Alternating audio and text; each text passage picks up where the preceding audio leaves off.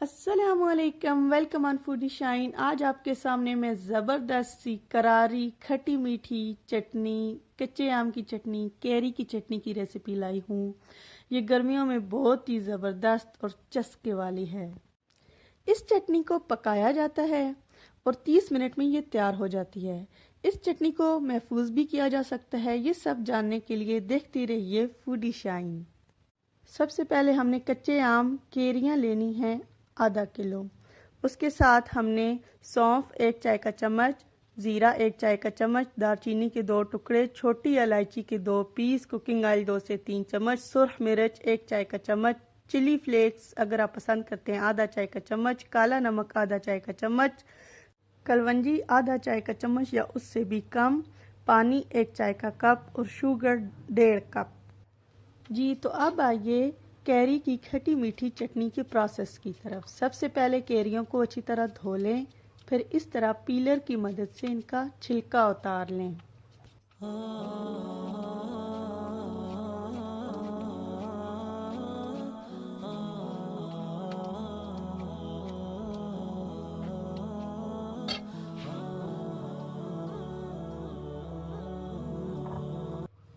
छिलका उतारने के बाद छुरी की मदद से इसकी हड्डी को अलग कर लें।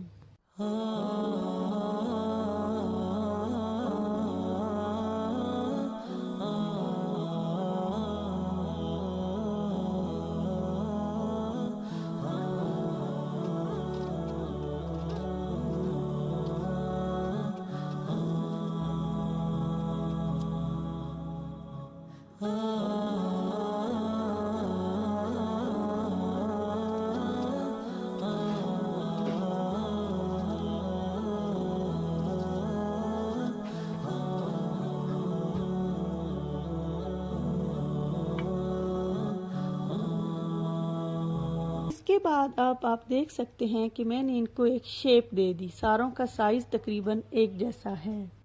अब फ्राइंग पैन लें और पकाने का प्रोसेस शुरू करें।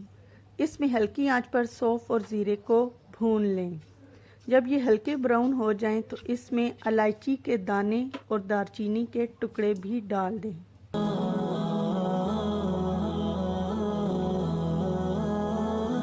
इस तरह भूनने से ये इंग्रेडिएंट्स क्रिस्पी भी हो जाते हैं और इनकी खुशबू भी डबल हो जाती है। फ्राई करने के बाद इसमें 2 से 3 चम्मच कुकिंग ऑयल डाल दें और इसके साथ ही इसमें कटी हुई कैरियाँ डाल दें और उनको फ्राई करना शुरू करें।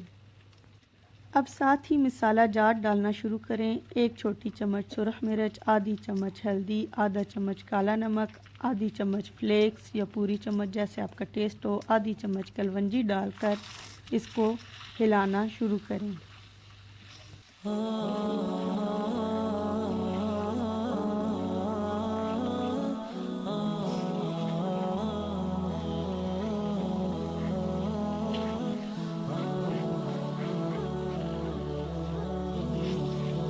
आम गलना शुरू हो चुका है।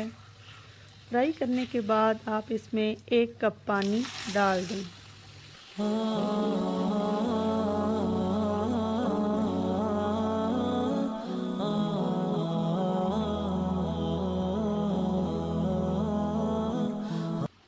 अब इसमें 1.5 कप चीनी शामिल करें। ये मुनासिब रेशो है। अगर आप ज़्यादा डालें तो आपको लिए ठीक है, मगर कम न डालें क्यों फिर खटाई ज़्यादा महसूस होगी। उसको मिक्स करें। अब आपकी मर्ज़ी है, यहाँ आप चाहे तो इसमें ज़र्दे का रंग शामिल कर सकते हैं, उससे इसका रंग ज़्यादा खूबसूरत हो जाएगा। इस तरह इसको थोड़े से पानी में मिक्स करें। मिक्स करने के बाद उसमें मिक्स करके इसको दम पर लगा दें। 5 मिनट के बाद आप इसका ढक्कन खोलकर चेक करें। अभी इसकी शक्ल सलामत है, ये ट्रांसपेरेंट नहीं हुआ। इसको अभी मज़ीद गलने की ज़रूरत है। हल्की आंच करके फिर ढक्कन लगाकर इसको पकाएं। थोड़ी सी देर के रेस्ट के बाद आप देख सकते हैं ये तकरीबन तैयार है। इसकी काशें ट्रांसपेरेंट हो चुकी हैं। अब आपकी मर्ज़ी है कि आप इसका कितना लिक्विड रखना चाहते हैं। अगर आप ज़्यादा पतला रखना चाहते हैं तो इसमें पानी ज़्यादा डाल दें, वरना ये बेहतर है। अब आप इसको टेस्ट भी कर लें। अगर आपके जायके के मुताबिक इसमें कोई कमी है तो उसको एडजस्ट कर लें और आपकी चटनी तैयार है।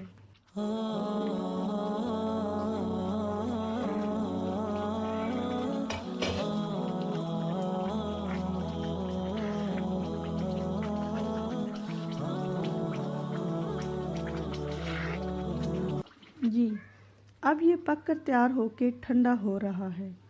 तो अगर आप इसको पूरे साल के लिए महफूज करना चाहते हैं तो इस मकाम पर आप इसमें 2 चम्मच सिरका शामिल कर दें। इससे ये पूरे साल के लिए महफूज हो जाएगा।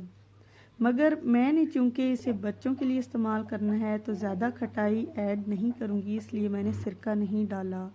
इसको सर्विंग बाउल में डालें, घर वालों को पेश करें, उनको अच्छी सेहतमंद अशिया खिलाएं और उनकी दुआएं लें। साथ ही फूडी शाइन को सब्सक्राइब करें। आपके देखने का शुक्रिया।